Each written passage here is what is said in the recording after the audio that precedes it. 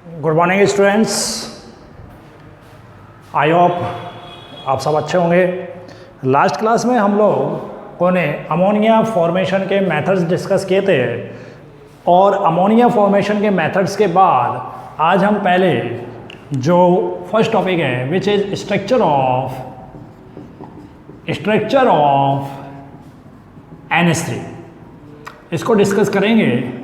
Back classes में हमने structure of ammonia पढ़ा था हाइड्राइड्स के केस में। स्ट्रक्चर ऑफ हाइड्राइड में हमने इसको देख लिया था कि नाइट्रोजन जो है वो sp3 हाइब्रिडाइज नाइट्रोजन के पास 2s2 2p3 के रूप में आउटर मोस्ट शेल इलेक्ट्रॉन्स मिलते हैं। दैट मीन्स यहाँ पर 3 electrons 3 electrons are unpaired in nitrogen atom and nitrogen atom जब हाइड्रोजन के साथ बॉन्डिंग करेगा तो हर हाइड्रोजन का 1s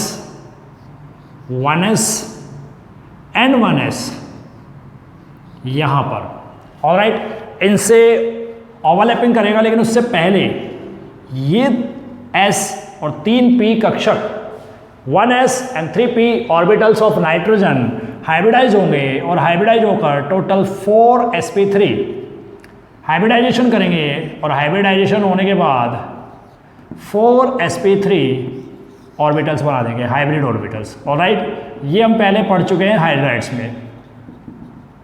अब इन हाइब्रिड ऑर्बिटल्स में जो अनपेड इलेक्ट्रॉन वाले sp3 हैं, प्रत्येक में एक एक हाइड्रोजन इस तरह से ओवरलैपिंग कर लेगा।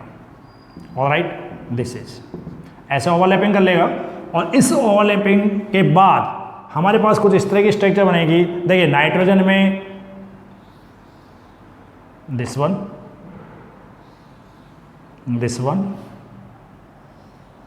एंड दिस वन,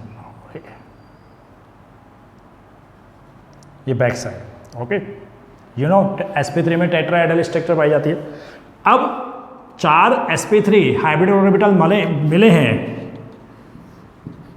ये sp3 हाइब्रिड ऑर्बिटल्स हैं, these are sp3 hybrid orbitals. Alright, these are sp3 hybrid orbital. प्रत्येक में इलेक्ट्रॉन डाल देते हैं sp3 में। सबसे पहले सिंगल इलेक्ट्रॉन्स, देन एक पेयरिंग है 2s में, ये बिहेव करेगा as a lone pair of electron.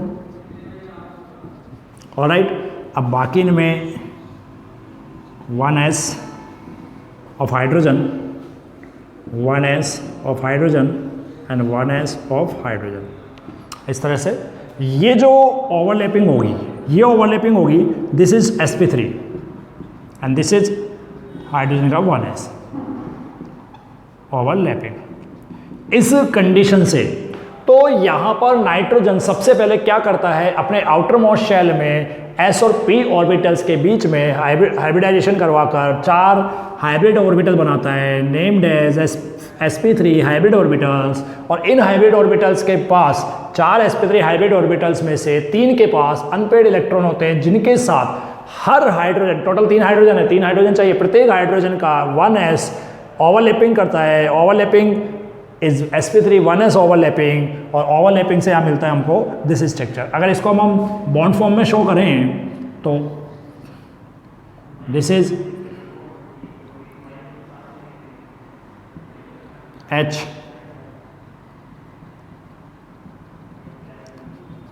आप अच्छे तरह जानते हैं, फर्दर हम बैक साइड में हम काफ़ी डिटेल में डिस्कस कर चुके हैं और डिस्कशन ये हो चुका है कि जब sp3 बनता है, sp3 हाइब्रिड कंडीशन में टेट्राहेड्रल स्ट्रक्चर बनती है तो, और बॉन्ड एंगल जो होता है यहाँ पर विच वन इज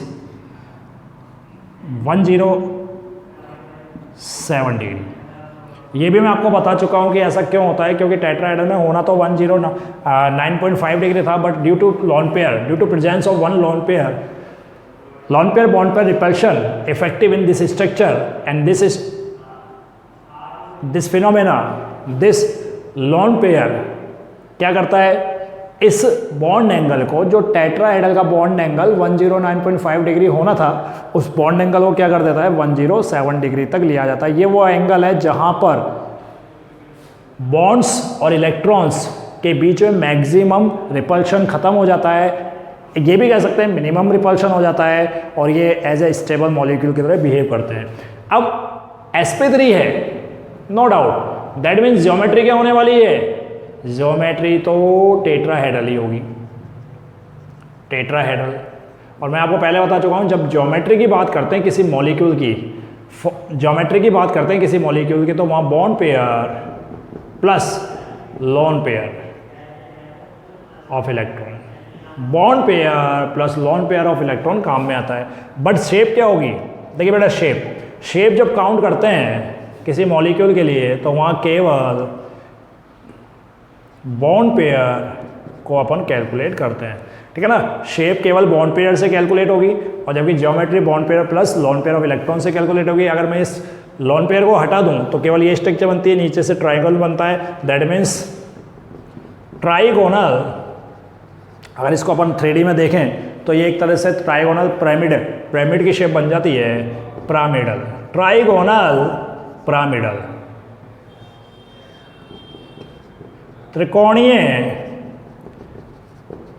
पिरामिडीय संरचना यहाँ पर बनती है। बात समझ आ गई।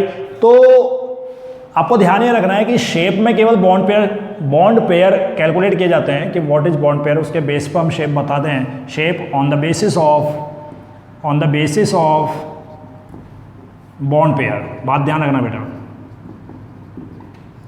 ठीक है ना, बॉन्ड्स के बेस पर अपन बात करते हैं, जबकि geometry basis on bond pair पहला लोन पेयर। तो ज्योमेट्री तो इसकी टेट्राहेड्रल होने वाली है, नो डाउट, बट शेप जो होगी इसकी ट्राइगोनल पिरामिडल होगी।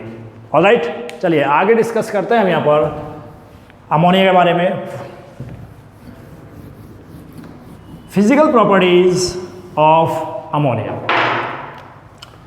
फिजिकल प्रॉपर्टीज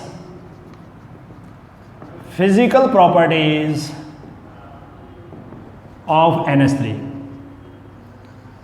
देखिए, फिजिकल प्रॉपर्टी को हम डिस्कस करें तो पहली प्रॉपर्टी है, इट इज कलरलेस गैस, रंगहीन गैस। कैसे रंगहीन गैस है।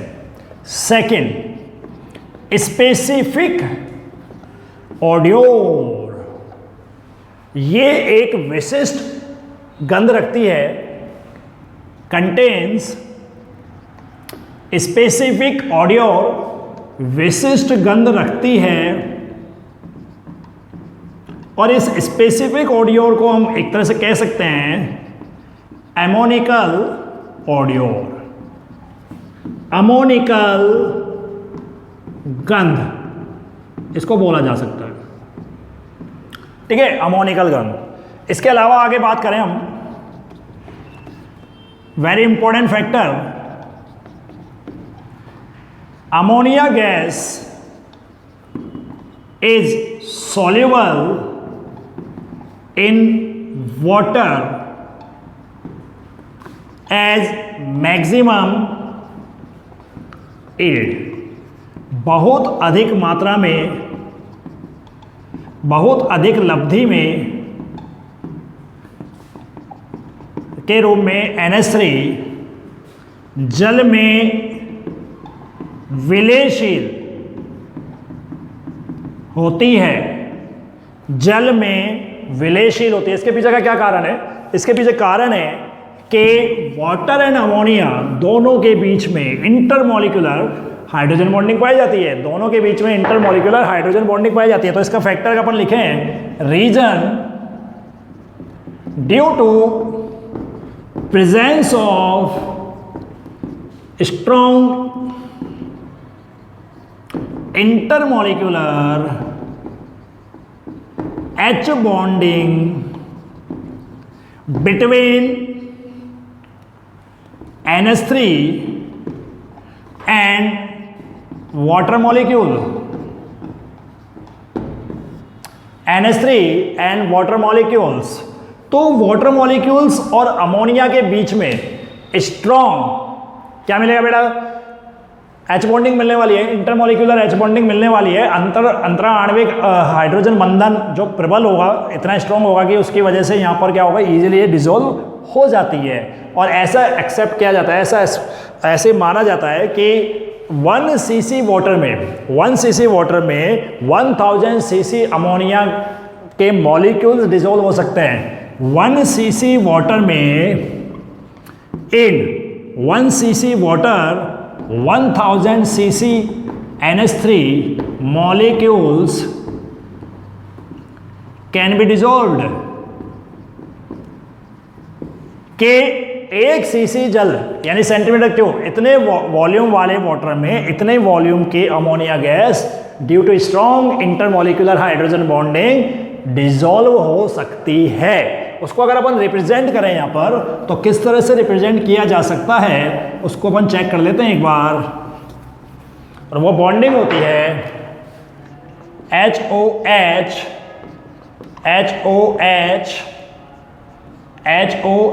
3 molecules H and H. This is molecule of ammonia and water molecule के ऑक्सीजन और अमोनिया के हाइड्रोजन, वाटर मॉलिक्यूल ऑक्सीजन और अमोनिया के हाइड्रोजन के बीच में ये जो बॉन्ड बना है it is hydrogen bond and these are hydrogen bonds, intermolecular hydrogen bond. और अमोनिया भी वाटर के साथ इस तरह से बॉन्डिंग कर सकता है, ठीक है ना, ये आगे चला जाएगा। तो इस तरह की यहाँ एक स्ट्रक्चर बनती है और ये जो स्ट्रक्चर है ये क्या शो कर रही है, intermolecular H bonding in between NH3 and H2। Okay, तो यहाँ आपको ध्यान क्या रखना है कि इंटरमोलिकुलर हाइड्रोजन बॉन्डिंग की वजह से ये अमोनिया गैस वाटर सोल्यूबल हो जाती है। बात समझ आ गई ना? ओके,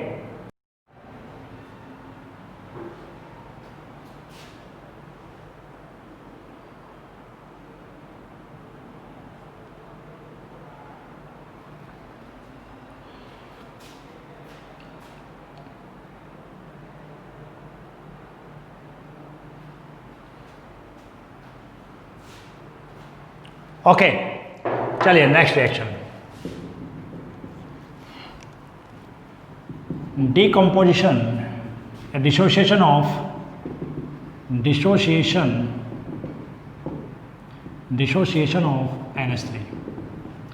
NH3 का विघटन। तो ध्यान रखें यहाँ पर NH3 जो गैस है ये डाई नाइट्रोजन और डाई हाइड्रोजन से मिलकर बनी हुई है। जब इसको डिकम्पोज कराया जाता है तो हमें वही कंपोनेंट्स वापस मिल जाएंगे जिनसे फॉर्म्ड हुई है।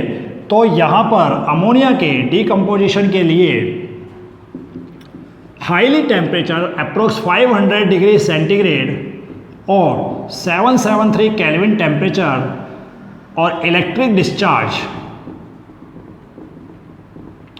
विद्युत स्पार्क, जहाँ पर अपन बात करेंगे विद्युत विसर्जन करेंगे और विद्युत विसर्जन के साथ टेम्परेचर बहुत हाई होगा तब इसके बॉन्ड्स टूट जाएंगे, अदरवाइज इजीली नहीं टूटने वाले, क्योंकि अमोनिया के कई मॉलिक्यूल्स के बीच में क्या बनने वाला है, एच बॉन्डिंग मिलने वाली है। तो यहाँ पर मिलता है N2 gas plus thrice H2 gas. Okay, तो जब अमोनिया का विघटन कराया जाता है, इसका डिसोसिएशन कराया जाता है, डिकम्पोज कराया जाता है, इसको डिकम्पोज विघटित कराया जाता है इसका, तब अमोनिया क्या देती है, इलेक्ट्रिक डिस्चार्ज के प्रेजेंस में die nitrogen and di hydrogen gas देती है। नेक्स्ट बात करें हम इसकी, very important reaction, basic nature of ammonia. देखो हम ये बहुत बार डिस्कस कर चुके हैं कि अमोनिया एक ऐसा मॉलिक्यूल है जो हाइड्रोजन के साथ 3 कोवलेंट बॉन्ड बनाता है, but due to presence of lone pair of electron on atom, nitrogen atom which is central atom, due to presence of lone pair of electron it behaves as strong Lewis base. Strong Lewis base क्यों के रूप में कैसे behave करेगा ये भी हम back sides में डिस्कस कर चुके हैं कि ये अपना lone pair of electron easily क्या कर देता है, डोनेट कर देता है और as a strong Lewis base की तरह बिहेव करता है। Ammonia due to presence of lone pair of electrons behaves as a strong Lewis base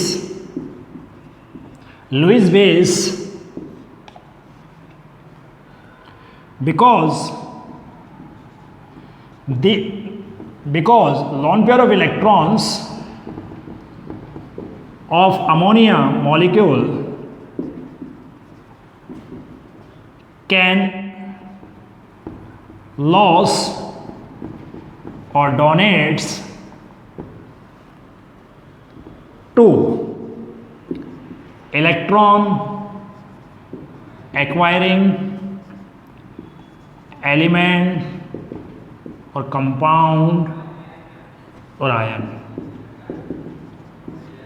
तो अमोनिया क्या करता है, इसके पास लॉन पेयर ऑफ इलेक्ट्रॉन है, ठीक है, due to presence of lone pair of electron it behaves as a strong Lewis base. ठीक है, हमने यह बात की कि इसके पास लॉन पेयर ऑफ इलेक्ट्रॉन है इसलिए ये स्ट्रॉन्ग लुईस बेस के रूप में व्यवहार करेगा।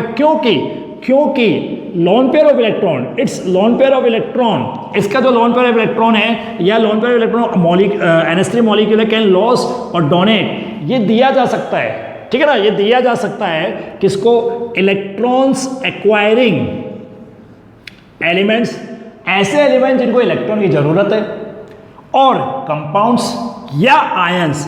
तो आयंस कौन से होंगे, जिन पर पॉजिटिव चार्ज होगा, ठीक है ना। तो यहां पर या कंपाउंड्स होंगे जिनके ऑक्टेट कंप्लीट नहीं होंगे। तो यहां पर हम बात कर सकते हैं इस तरह से अमोनिया लुईस बेस के रूप में व्यवहार करें। कुछ एग्जांपल्स देखते हैं। For example NH3, when NH3 react with BF3, boron trifluoride, जब अमोनिया बोरोन ट्राइफ्लोराइड के साथ रिएक्शन कर रहा है तो ध्यान से देखिए, in boron trifluoride, boron is a central element, central element, and it boron formed 3 covalent bond with 3 fluorine atoms. That means structure of boron is like as, boron की संरचना कैसी हो गई, इस तरह से हो गई, ठीक है ना। इंपॉर्टेंट है, 3 बॉन्ड बना रहा है। फर्स्ट पॉइंट, बोरॉन का जब इलेक्ट्रॉनिक कॉन्फिगरेशन देखते हैं 1s2 2s2 and 2p1, this is 3 electrons outermost shell में, ये sp2 हाइब्रिडाइज होता है। BF3 के बनाने से पहले फ्लोरीन के साथ बॉन्डिंग करने से पहले sp2 हाइब्रिडाइज होता है। sp2 हाइब्रिडाइज केस में इसके बाद कंडीशन क्या आ जाती है, एक इलेक्ट्रॉन S से P में चला जाता है, px एंड py में चला जाता है। तो यहाँ पर 1 2 3, तो टोटल 3 sp2 हाइब्रिडाइज होते हैं। तो दोबारा बता देता हूँ, बोरॉन के आउटर मोस्ट शेल में 2 S में और 1 P में, बट बोरॉन फ्लोरीन के साथ बॉन्डिंग करने से पहले एक्साइटेड स्टेट में आकर एक एक इलेक्ट्रॉन P में भेज देता है। देखिए इसको और क्लियरली देख लीजिए, this is boron 1s 2s 2 and 2p1, but in excited state boron 1s 2s1 and 2p2, this is excited state। Hybridization करा दीजिए, 3 sp2 hybrid orbital of boron 1 2 3, 3 fluorine and fluorine, okay, इस तरह से। But what is important concept, octet तो complete ही नहीं हुआ, और हर एलिमेंट रिएक्शन क्यों करता है, कंपाउंड क्यों बनाता है, ताकि ऑक्टेट कंप्लीट हो जाए। और ऑक्टेट कंप्लीट करने के लिए अब बोरॉन ट्राइफ्लोराइड क्या करता है, ऐसी स्पीसीज ढूंढता है जिसके पास लोन पेयर ऑफ इलेक्ट्रॉन हो, like as ammonia, boron trifluoride. अब इसके साथ ही बॉन्डिंग करेगा, अमोनिया अपने दोनों इलेक्ट्रॉन इसको डोनेट करेगा और स्पीसीज बन जाएगी कोऑर्डिनेट बॉन्ड के साथ दिस वन। ओके, तो इस तरह के एक स्ट्रक्चर बन जाते हैं यहाँ पर, और यहाँ अमोनिया बिहेव करता है as Lewis base BF3 boron trifluoride, जिसने इलेक्ट्रॉन पेयर एक्सेप्ट किया है, बिहेव करता है Lewis acid and this is salt. Alright, तो ये फैक्टर है number 5 reaction, basic nature of ammonia. ठीक है ना बेटा, तो यहाँ ध्यान रखें इस चीज़ का कि इंपॉर्टेंट फैक्टर है, इसको कॉपी डाउन कर लें एक बार।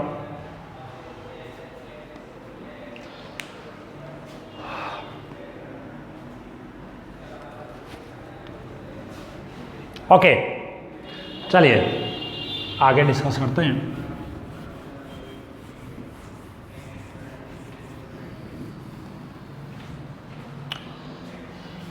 आई होप ये कॉपी कर ली होगी आपने, है ना।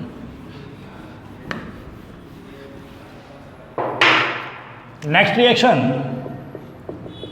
फॉर्मेशन ऑफ कॉम्प्लेक्सेस, संकुलों का निर्माण। संकुल क्या होते हैं, इनके बारे में हम जब कोऑर्डिनेशन केमिस्ट्री पढ़ेंगे वहाँ डिटेल में आपको बताएंगे। जटिल यौगिक होते हैं, ठीक है ना, जटिल यौगिक किन्हें कहते हैं, कैसे होते हैं, तो वो अपन वहाँ डिस्कस करेंगे। एट प्रेजेंट अभी आपको मैं कुछ बातें समझा देता हूँ कि किस तरह के संकुल बनते हैं। अगर मैं अमोनिया का जो कॉम्प्लेक्स बनाता हूँ, ऐसे कंपाउंड के साथ बनाऊँगा, ऐसे सॉल्ट्स के साथ बनाऊँगा जिनमें मेटल कैटायन प्रेजेंट हो, like as Zn2+, Ag+, copper 2+, etc. इन आयनों के साथ या ऐसे कंपाउंड जिनमें ये आयंस प्रेजेंट हो, इनके साथ अमोनिया क्या बनाता है, कॉम्प्लेक्स कंपाउंड बनाता है, जटिल यौगिक बनाता है, संकुल यौगिक बनाता है। तो देखिए एग्जांपल लेते हैं हम, ZnSO4, this is zinc sulphate, zinc sulphate.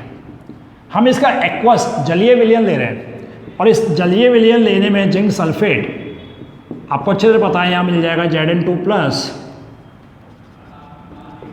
Zn2+ and SO4 2-, important is zinc ion. जब इसके रिएक्शन हम अमोनिया के साथ कराते हैं, अमोनिया एक्वस फॉर्म में अमोनियम हाइड्रोक्साइड के रूप में प्रेजेंट होगी, ठीक है ना। तो इस फॉर्म में अगर इसके रिएक्शन कराते हैं तो ये हमें देता है व्हाट, NH2, NH4 का होल ट्वाइस SO4 और zinc hydroxide.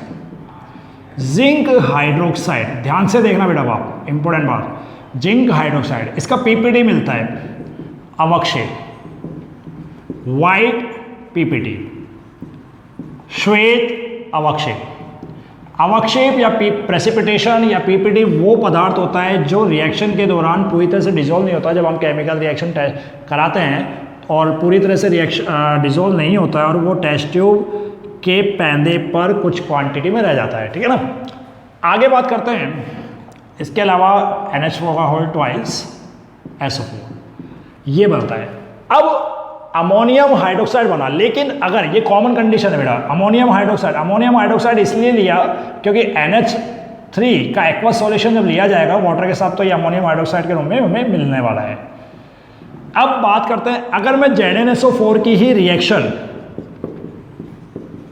Axis of ammonium hydroxide आधिक्य में करा दूं तो क्या बनेगा।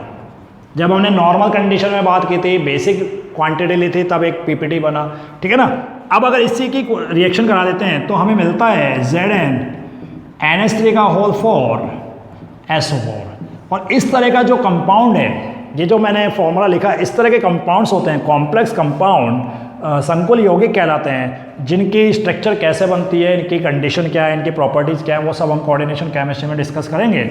और ये जो कॉम्प्लेक्स कंपाउंड है, इसका नाम है 4 बॉल मीन्स टेट्रा, जो 4 के लिए आया है, एमीन,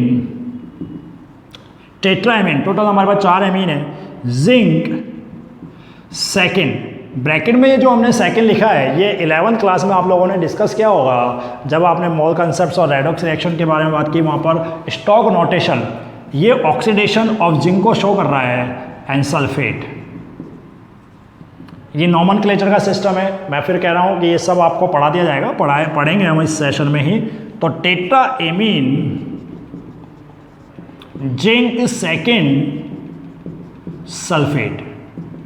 जब हमने अमोनिया की normal quantity as ammonium hydroxide लिया था तो हमें वाइट पीपीटी मिला था, लेकिन जब हम इसका एक्सेस ले रहे हैं उस समय ये वाटर सॉल्युबल होता है, सॉल्युबल कंपाउंड, सॉल्युबल कॉम्प्लेक्स, ये विलेयशील होता है, ठीक है ना, विलेयशील संकुल। तो ये आप ध्यान रखें, साथ में क्या मिल जाएगा आपको, कुछ क्वांटिटी H2O की मिल जाएगी, ओके। यहाँ पे वाटर मिल जाएगा, दिस इज एक्वस। तो ये कंडीशन रहती है यहाँ पर, और ये फॉर्मेशन पूरा हो जाता है जिंक सल्फेट का। तो इस तरह से अमोनिया जो है कॉम्प्लेक्सेस का फॉर्मेशन कर सकती है। इसके अलावा वो Ag+ के साथ भी बना सकती है। Ag+ के साथ अमोनियम हाइड्रोक्साइड की रिएक्शन करने पर Ag NH3 का होल ट्वाइस Cl ये बनता है डाईएमीन सिल्वर फर्स्ट क्लोराइड। और जब कॉपर के साथ इसकी रिएक्शन कराते हैं, diammine silver first chloride, and then जब कॉपर के साथ इसके रिएक्शन कराते हैं CuNH3 का होल 4 SO4, हमने यहाँ Ag+ के रूप में AgCl लिया है, AgCl + NH4OH, और कॉपर के लिए हमने लिया है CuSO4 + NH4OH, ओके। यहाँ 4 लिए हैं और यहाँ 2 लिए हैं, तो ये बनता है, this is tetraammine cupric second sulphate, tetraammine cupric second sulphate, ये मिलता है आपको। तो इस तरह से कुछ कॉम्प्लेक्स कंपाउंड्स बनते हैं। तो ये कुछ इंपॉर्टेंट रिएक्शन थी अमोनिया की, और काफ़ी इंपॉर्टेंट है, पेपर में पूछी जाती हैं। स्पेशली हमने जो इनिशियली स्टार्ट की first 2 reactions and last reaction and basic nature of ammonia, ये सब डिस्कस आपको अच्छे से याद होनी चाहिए, मेमोराइज होनी चाहिए। धीरे धीरे आप प्रैक्टिस कीजिए, मेमोराइज हो जाएंगी। उसके बाद इनके फॉर्मूले वगैरह डिस्कस करते रहिए। This is a portion of ammonia. तो अमोनिया में हमने methods of formation of ammonia discuss कर लिया, प्रॉपर्टीज डिस्कस कर ली। नेक्स्ट क्लास में हम लोग डिस्कस करेंगे a very important compound of nitrogen which is nitric acid and the compounds of phosphorus, allotropes of phosphorus. Okay, thank you very much.